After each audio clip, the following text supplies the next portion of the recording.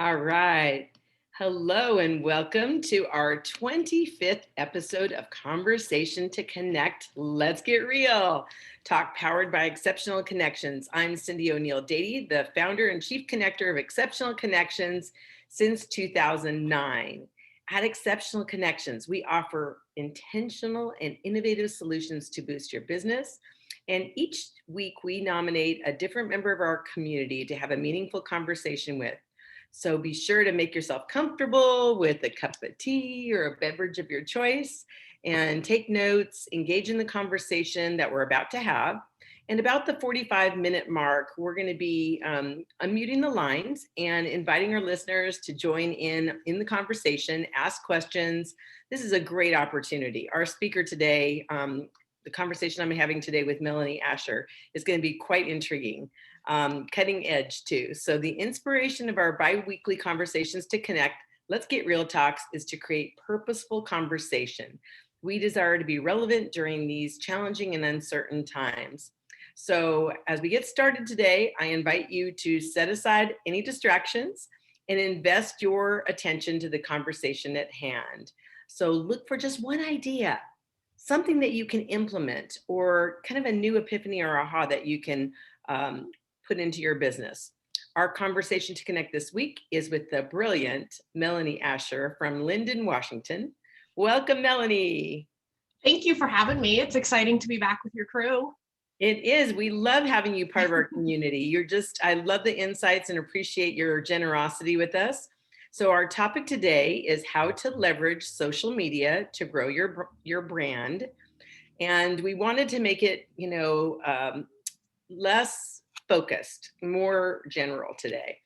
So it's my pleasure to introduce Melanie. And before I do, I just want to read a little quick bio to give you some background, and then I'll toss the ball to you, Melanie. So mixing brand development, strategy, and implementation.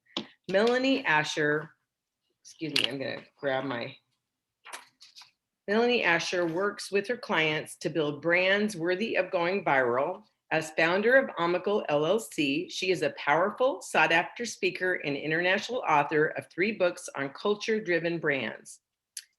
So for more information, and we'll give more at the end of this chat, go to omical.com. So Melanie is the founder of Omical.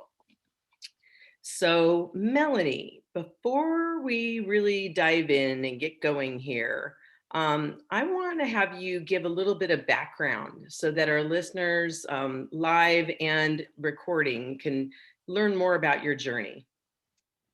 So sure, happy to. Originally started off with brand identity, traditional in the sense of creating logos and marketing materials. That led into website development and custom websites.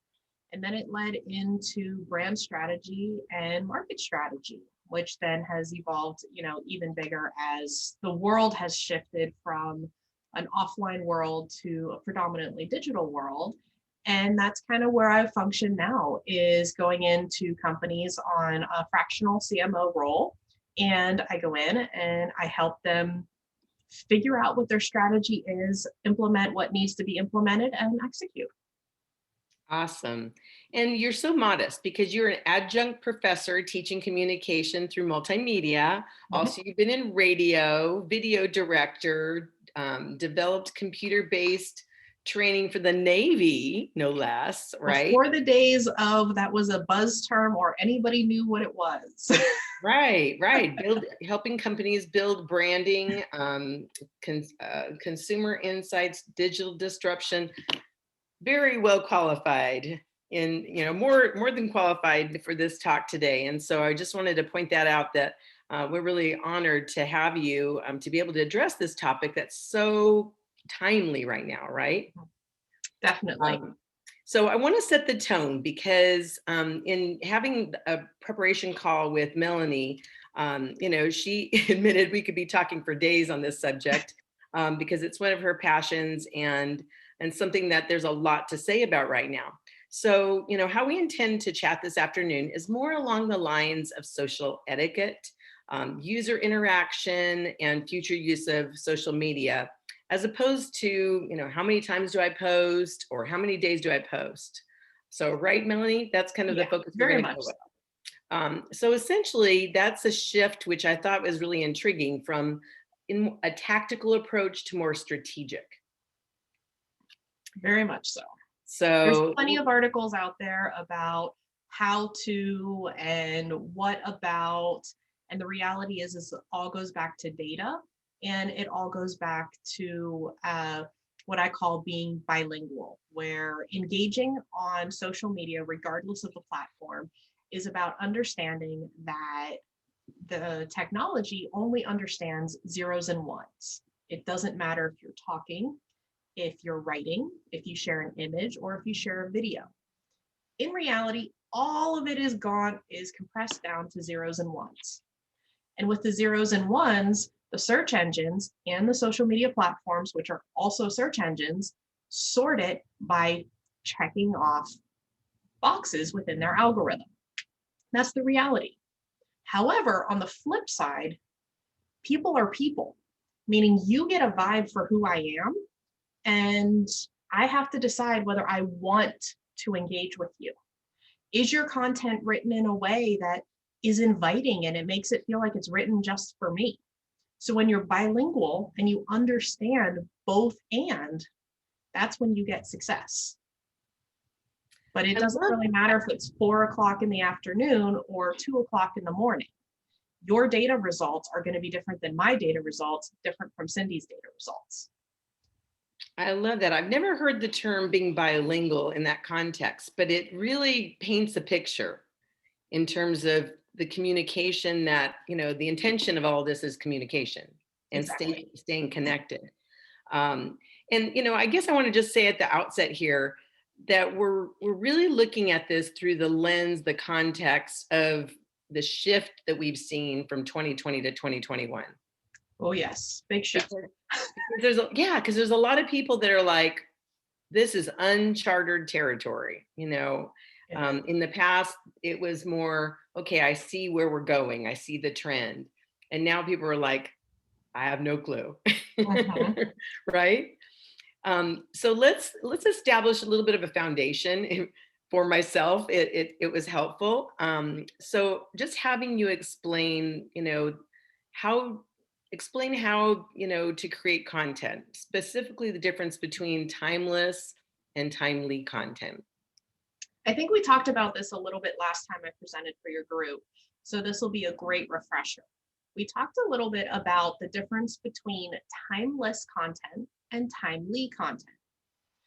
Timely content is what is relevant today, and the content is relevant today, tomorrow, and if you're lucky, in 3 months. If you're really lucky, in 6 months, but not likely. A great example of this is everything going on with the impeachment trial. It's relevant today, it's relevant through the trial and the verdict. Beyond that, you can talk about it, you can reference it, but if you dive too deep into it beyond that, in most markets, you're going to be dating yourself and showing the market that you're not actually relevant. Timeless content, on the other hand, is more about brand specific content. These are your core messages, your core values, the core ways that you work with your clients and the value that you provide. With minimal tweaking, this content is relevant just as much today as it is in 3 to 5 years. You don't need to reinvent the wheel. You may change a story or shift the order in which you present it or break it up in different ways, but it really is the core of your brand and the core of how you work and the core of the value that you present. So I love that. And then, also it just occurs to me, and you're, giving the definition of each and, the relevance of each is you really, an effective strategy want a blend, I'm imagining. Generally, yes. However, there are exceptions to this. So news channels are all about timely content, getting the newest, latest, greatest out every minute, every second of every day. For most businesses, That is overwhelming. That is mind-blowingly suffocating. And you don't have the time, you don't have the interest, you don't have the initiative to do that. So what you end up doing is a blend where you build out your timeless strategy and then you filter in timely content to show how your timeless is relevant today. So in doing that, it just occurs to me that you want to create trust, right? So you Yes. want to create reliability and trust in the marketplace and with your circle to let them know that you are plugged in. You're not, like you said, it's not old news, right? Exactly. Okay. So let's take us now that we have that as the context for our conversation. Let's take us to how can we expect social media, like the shifts in 2021 or the shifts from 2020 to 2021? The shifts are still they're still surfacing. We don't know what truly is going to happen, but we've already started to see signs of early shifts, early movements from a social perspective. So, for example, when we all went into lockdown, regardless of when your lockdown technically started, there was a huge increase in online. Facebook got the most interaction, followed by Instagram, and then all the platforms behind that. Buying online and picking up at the store, curbside pickup. While some stores had it before, it became a requirement. It became a non negotiable. If you want to stay in business, you will offer this service. And so that's one example of how it has shifted the demand, the non-negotiable requirement of having the ability to shop online. On the flip side, with everything that has happened politically, people are choosing to use social platforms to reflect their political alignment. Whether you agree with this or not, in all honesty, is completely irrelevant. It is a shift that is occurring. And in that shift, some people are choosing to move away from Facebook, move over to Parler, move away from Amazon, shop local. And the list goes on of the companies to boycott and the companies to move to. What does this mean for growing your business? What does this mean for marketing your business? It means you're gonna have to take a stand. It used to just be a younger generation belief and practice, a Gen Z concept, where they would choose brands based on their personal beliefs. It's become a culture-wide acceptance where people of all generations are choosing to align with brands that have values that are in alignment with their own. It's kind of like having tattoos, where they're tattooing the brands on their body saying, I use this brand as a representation of my belief. And if you have those same beliefs, we'll shop at the same stores and we can easily have a conversation.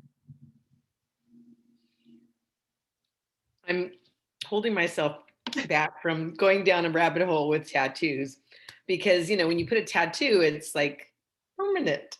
It is permanent. So, you got to be careful because, they can have it taken off. It's probably not very pleasant. And probably leaves a scar too. But that's a great analogy because you want to be careful what you align with. Mm-hmm. And that's why the concept of brand loyalty is so important. And it's also why when brands betray your trust, there is such a backlash because it is so personal to a lot of people and it's becoming increasingly more important and more personal to consumers. And when I say consumers, the information that I'm sharing is just as relevant in B2B as it is B2C. The data that's coming out, the numbers are almost identical. We have truly shifted, whether it be a result of COVID or just general evolution, from a B2B and B2C market to a true B2H, or business to human, or B2C, business to community. That's amazing. I mean, you're right. We don't really know exactly, we know it has something to do with it. We don't know how much that's affected it. But I'm really intrigued by your comment about migration from different platforms. And can we just take a moment longer? Because you alluded to it, you went through it really quickly. So, Facebook to Parler is what I've heard. Let me pull up the chart because I don't have these memorized. Okay, so the chart that I have here is a shift from Google to DuckDuckGo. And DuckDuckGo has actually been around for a while, and where all search engines have built into their algorithm to track your user behavior and then filter results based on your interaction and your behavior. DuckDuckGo does not do that. So it actually has always given you more of a true organic ranking. So DuckDuckGo is actually a very good site. Can I just interject? So essentially it doesn't have a tracking, like it doesn't in the sense, they've rolled out different features where you can now have an account with them, where in the beginning, they wouldn't even let people have an account. And Google's practices, on the other hand, are we're going to force you to have an account. And even if you don't officially have an account, just by emailing with somebody who has a Gmail account, we've created one for you. And we've created this profile for you. Wow. So there's those differences between how the two platforms work. Another one is a shift from Facebook to Parler and a platform called MeWe. A shift from WhatsApp to Telegram or Signal. Twitter to Speak Freely or Gab. And then the recommendation of traditional news sites over to Mobdro or Tiny Zone TV. And there's others out there, but this gives you a concept of how people are using even their online interaction to shift from what is and was considered standard online interaction to platforms that are a reflection of their personal beliefs. And political. Yes. Personal political, right? Yep.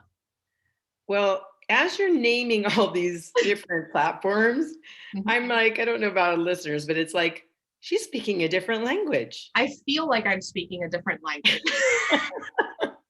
I mean, some of them I'm starting to hear about, but I'm sure it's the same sensation we felt years ago when Facebook came out and LinkedIn and all of these, there's like, where do these Instagram, Pinterest, where do these names come from?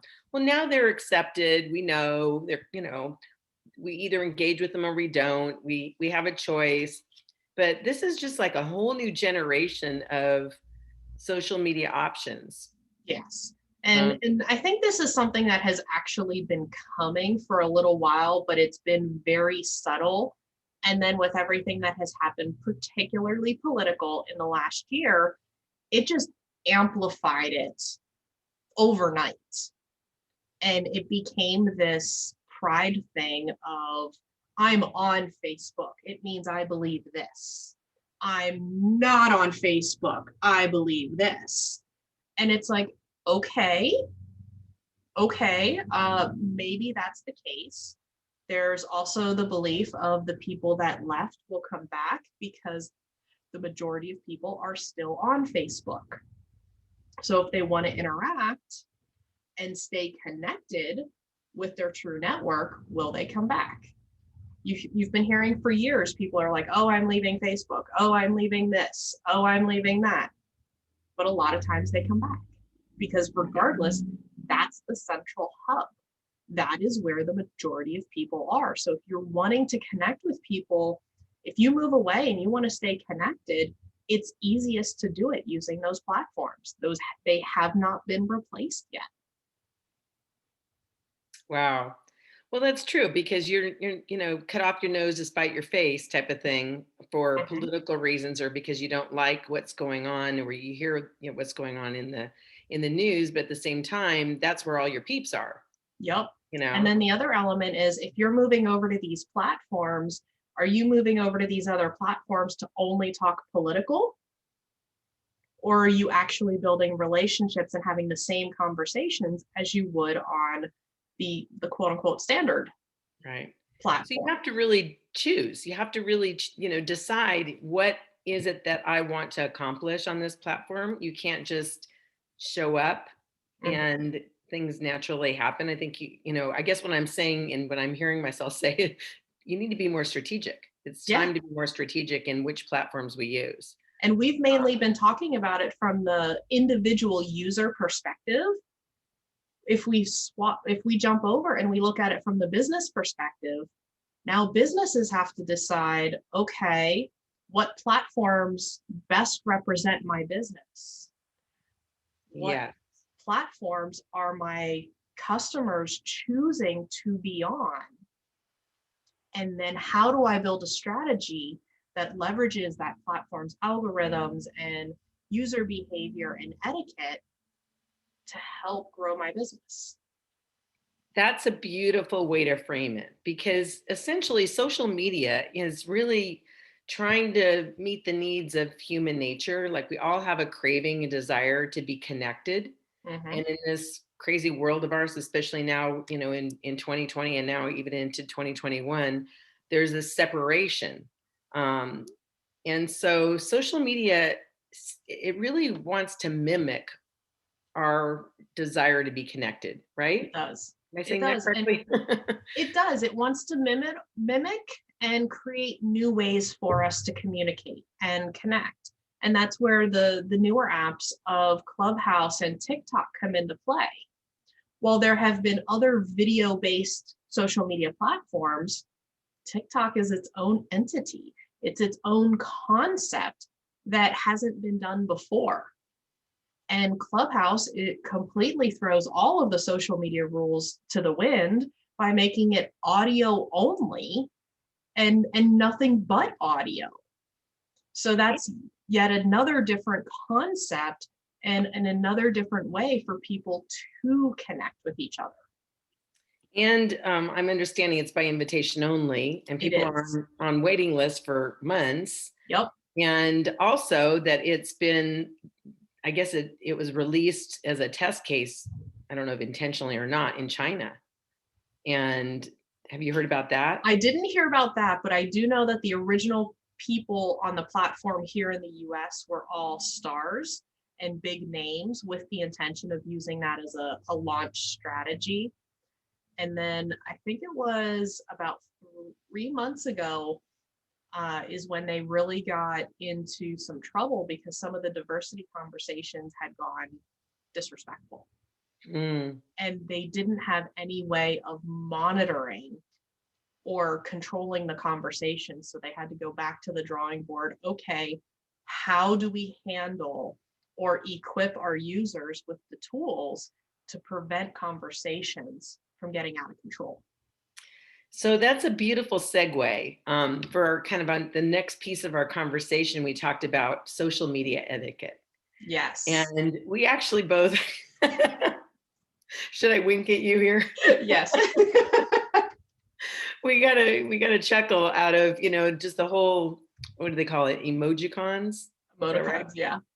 And, the gifts and different ways. So kind of take us from the traditional, because we're not going to go into this fully like we talked about at the onset of this call, the tactical, part of it. But set the stage for us in terms of, which have a little more priority or get more search engine optimization. Mhm. So let's think of it in terms of money. If we're you can pick whatever platform, Facebook, LinkedIn, where you have the variety of different uh, forms of engagement. You can comment on a post, you can share a post, you can like a post, and then depending on Facebook or LinkedIn, you can celebrate, you can love, you can applaud, you can have a frowny face, care, you have all these different options. And what all of the social media platforms do, whether it's publicized or not, is they run tests to see how people engage. And this means when you click that like button, meaning that thumbs up saying, hey, I like this, that's only worth a penny. But when you pick one of the other emoticons or social engagements, that's worth, depending on which one, anywhere from 5 to 25 cents. A comment is worth $1. A share with a comment is $1.50. Now, having said this, the results of those are twofold. From the business perspective, if somebody interacts with your business, your post popularity is influenced based on the type of interactions that you get. The higher valued interactions that you get, the more your post is organically boosted. On the flip side, from the user perspective, the more posts that you interact with and how you interact with them, it filters the type of posts that you see. So it's twofold. It's not just how often do I post and what times do I post, it's how can people interact with me. So that's the general overview. And then if we go more platform specific, LinkedIn has it built into its algorithm that if you only push content, your content is going to get a lower organic priority than if you are engaging and sharing with other people and occasionally push your own. If you engage more with others on LinkedIn, then your content, when you share it, gets a higher priority. So they are trying to reward you from interacting on the platform and spending more time on the platform. And how does that, so that differs from Facebook, which does really the opposite, right? Pretty much. And again, there's a difference between how the personal profile, how it affects personal profiles versus how it affects business pages and groups. Right. And each of those is a rabbit hole conversation that we could go down. Yes. But not for today. That's right. There's so much here. So thanks for setting the stage for that. And I love the analogy with, equating it to money, like monetizing it, because it really helps, okay, when I'm doing that, I need to be more conscious. I want to do it for myself and for others, right? I want to be help them with their it also goes back to what we talked about in the last presentation, where if you're engaging with somebody on social media, you're doing it to build a relationship. Right. And think of it as when you're sitting in a coffee shop with somebody, they're talking to you and you're sitting there going like, yes, like, the person's going to think you're creepy. They're going to be like, no, back off. Can I have a hug? Sure. I need a hug. Yeah, it's actually, I think that's a hysterical, kind of a scenario that you've just painted, because, if you think about how we interact as humans, whether we're, face to face at a coffee shop, like you talked about, or here on a Zoom call, social etiquette is very different from when we're interacting on social media. And we're giving each other these encouragement, like, I like what you're saying, or I love it, or I care, or, I'm mad, or whatever. Mm-hmm. It's just funny because that represents, it's a way of translating the human experience. Mm-hmm. And along the lines of the etiquette and different platforms functioning differently, Instagram is set up that etiquette on Instagram is you're intended to heart everything that you look at. That is fascinating. It's fascinating, and I personally think it's creepy, but hey. But okay, so tell me I mean, if you're expected to do that, then, I mean, it doesn't give you, how do you want to say that? It doesn't seem to give you the accurate representation of what people really feel because it's mandatory, right? That's where comments come into play. So Okay. the unsaid etiquette is you heart everything and then you comment on what really left an impression to you. Instagram is very simple in its interactions. So you can only heart things. You don't have the slew like you do on LinkedIn or Facebook. Right. So it's more so, while it is a heart because it's cute, it's more along the lines of saying, I see you. I acknowledge you. Okay. Okay. Instead of being like a creeper. Yes, exactly. I don't know how else to say that. Okay, I got that. And old school, originally with Facebook anyway, there was just the like, that was it. Mhm. And they added the other ones. Exactly. So who knows, that can come downstream. But I suspect with Instagram, they won't go that route. Mm-hmm. Instagram is intended to be very different and very separate from Facebook and LinkedIn. And then also with Facebook being going back to court with the government as far as market domination, Instagram may become its own company again. So, well, that'll be something that the government decides over the next probably 5 years. And same thing with WhatsApp. Wow. Well, just, being aware of the market trends and understanding, like you say, the bilingual kind of aspect of all of this, and understanding that at its core, it's just ones and zeros, really. Mm-hmm. It's just data being collected, and then, there's an interpretation of what's going on. So it's fun to see the back end of it, and then the front end with all the social media, and then have the translation. And then one of the things that occurred to me is, when we're talking about, the platforms, it goes one way. Like, we're trying the human experience being replicated on a social media, kind of on that platform, but it doesn't go back the other way. It doesn't translate very well. What do you mean by go back the other way? Well, what I mean is like what we were talking about. If I, kind of every time you said something, did this or winked at you or something like that, it's creepy. It's weird.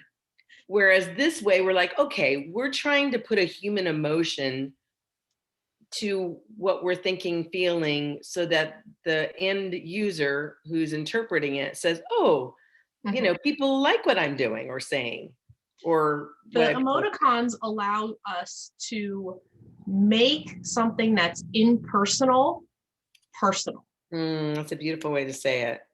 It's a way to, the reality is most social media platforms are built on a text-based concept where conveying emotion can be really hard. We've all heard, don't send emotional emails or long elaborate emails because you never know what somebody means. Yeah. Keep them to the facts, keep them simple. And the same concept sort of applies with social media. And that's where and why emoticons became so popular, because it allowed the introduction of emotion in something that is so hard to convey emotion. Adding a winky face to a comment that you put tells the person who did the original post that you are joking with them in some way, or that it's a lighthearted comment and they shouldn't take it seriously. And without the inclusion of that, it could be misinterpreted. Somebody could come off sounding very harsh or insulting when that wasn't the case at all. They just had a joke. But yet at the same time, if you were to take that same concept of the winky face emoticon and bring it into the real world, how often do you sit there in the real world and go, yeah. Not too often. That's usually a sign, at least from a woman's perspective, that you need to stay away from that guy. Yeah, that would get you in a lot of trouble. So, okay, that's kind of fun, and I appreciate that. And I know that you've taken this, very seriously too, where we're going here. You recently did a 2-hour workshop, which I was able to participate in. It was just brilliant. Post-COVID marketing strategy success, and you talked about how 2020 under-delivered, right? Yeah. And how to ensure 2021 over delivers. Now, obviously we don't have time. That's a 2-hour workshop. Mhm. But I just wanted to give you an opportunity as we close this conversation today and open it for Q&A to share kind of what are you passionate about right now with what's going on with what the trends are, that you would want to share with our listeners. What is something that's, I'm kind of really excited at the breakaway from the traditional, we have to do this, and the introduction of we have the opportunity to do that.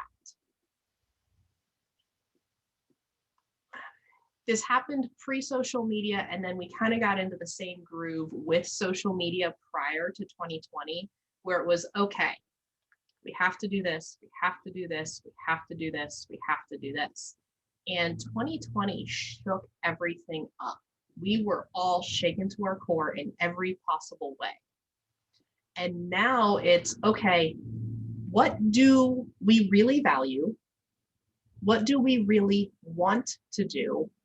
And how can we accomplish it in a way that is best aligned with the direction we're going and the community we want to be a part of? It's a different conversation. It's a different thought process.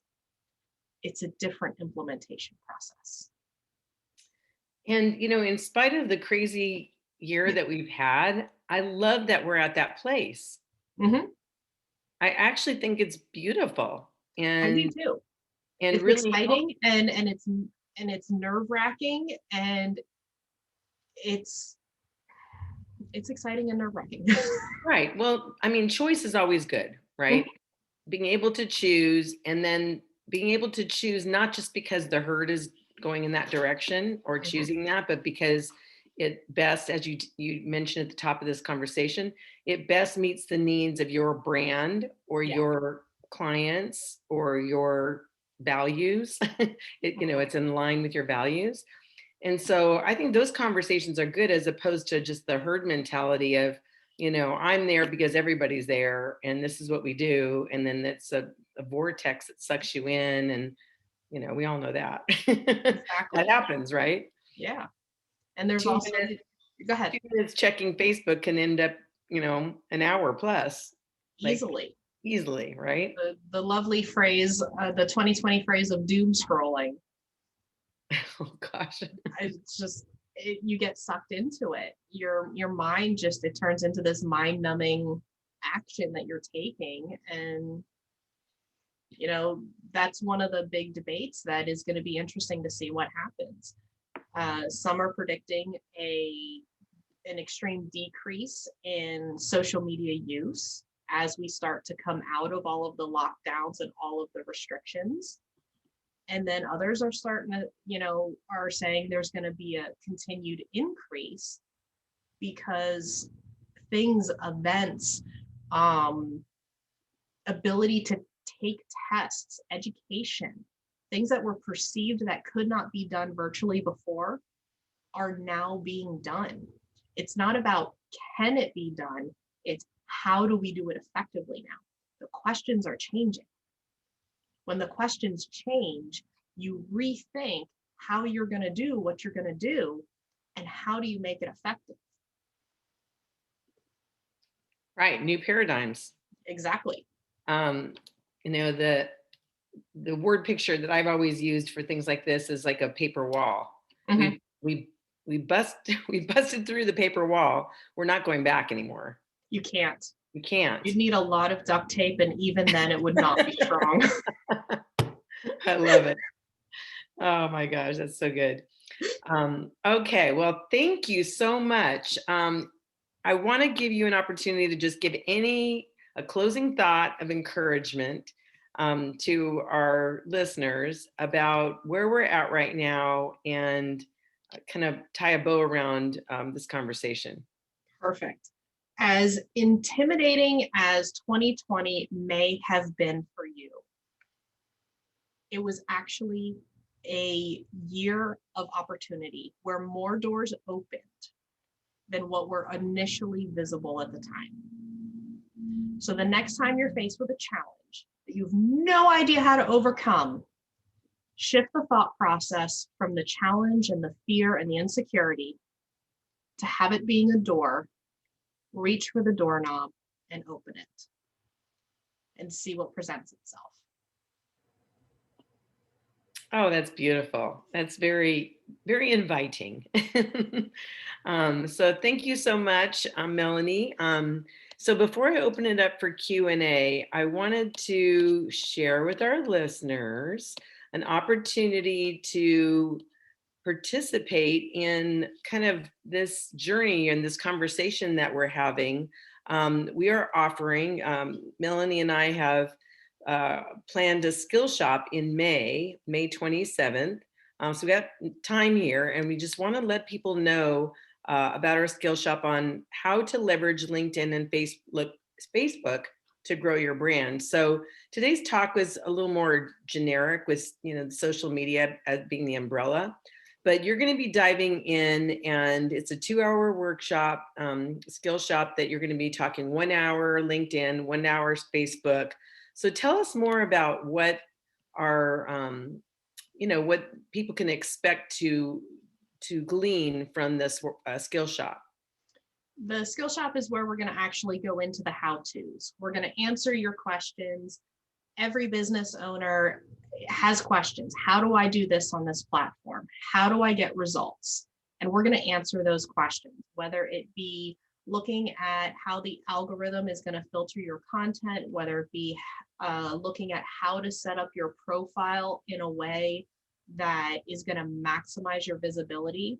An example of that is if your business page on Facebook is not completely filled out, you will not be given maximum organic reach, because in Facebook's terminology, you're not a valid business because you have not filled it out. Wow, I've seen a lot of people that there's this blank. Exactly. Wow. And that's one of the reasons why they're not getting any organic reach. So they don't want people to be incognito. Exactly. You want them to fill out their profile so they can be a real person with a real identity, and people can actually learn something about them from that. Exactly. Now that's from a business page perspective. That does not apply to a personal profile. Okay. So that'll be one of the areas that we talk about, is the difference between the two and how the algorithm sorts them differently and why it's important to use one or the other. And then from a LinkedIn perspective, why your profile really matters and how absolutely every aspect of your profile and your engagement on LinkedIn is actually searchable in the search results. Amazing.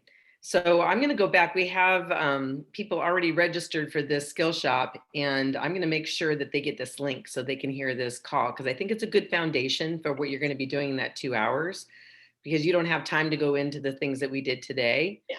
You're going to be digging in and being more tactical, right? Yes. In your approach. And so if you're listening and you're interested in learning more about Melanie, please go to omical.com. Again, she's the founder of Omical, and she's an amazing speaker, and as you discovered today, a wealth of information. If you're interested in learning more about Exceptional Connections or Skill Shop, I'll actually put it down in the description. But you can contact me at Cyndi, CYNDI, at exceptionalconnections.com, and I'm glad to answer your questions and get you registered. So let's go ahead and open this up and see. Gail's shaking her head no. Okay, so how would you like to, do you have anything else you want to share with our listeners or the people that enjoy this via replay? Off the top of my head, I don't have anything in particular. If they want to post a question down below, I would be happy to follow up in the comments and help work on the exceptional connections ability for organic reach. Okay, perfect, perfect. So in closing, I would like to ask you a question because you are just, just kind of, again, round this out. With your experience in radio, in, working with different businesses as a fractional CEO, um, give our listeners some encouragement on really where we're at right now. So, I'm really speaking not only to social media, but just in general to business and branding, which is Mhm, something we didn't get into very much in this call. mhm. So, what are your thoughts? This is kind of a double-edged sword depending on your perspective. For me, I feel it's an opportunity. Um, Traditionally, there has been a clear separation between values, beliefs, politics, and business. It's been a very spoken rule that in business, you do not talk religion and you do not talk politics. Right. There's been a subtle shift over the years. Hmm. And last year, that was thrown out of the water. Yeah. You can't not take a stand on something. It doesn't have to be extreme. You don't have to come out and say, I support every social justice issue on the planet. No, it's not about that. It's about saying this is important to our brand. This is in alignment with our brand. And then take action. So if you say you support women's rights, what are you doing within that community? It's an ability for you as a business owner or a business leader to put your passion into your day-to-day work, which is what so many executives and professionals want to do. They don't want that feeling of a job or a day job. They want to feel fulfilled. They want to feel like what they do matters. We now have that opportunity to make that happen. Mm. That's beautiful encouragement. Thank you very much for that. Because it's more than just the social media platform. That's an expression, but Yes. it's really the way our society is evolving. Yeah. And, the fact that we can be able to be true to ourselves and our beliefs is quite refreshing. Mhm. So thank you so much for You're this welcome. conversation. Appreciate you being our spotlight speaker in January and doing be a presenter for our educational series for Networking Mastery Skill Shop in May. So take care and thank you guys for joining us. Thanks, everybody. Thank you guys. Bye-bye.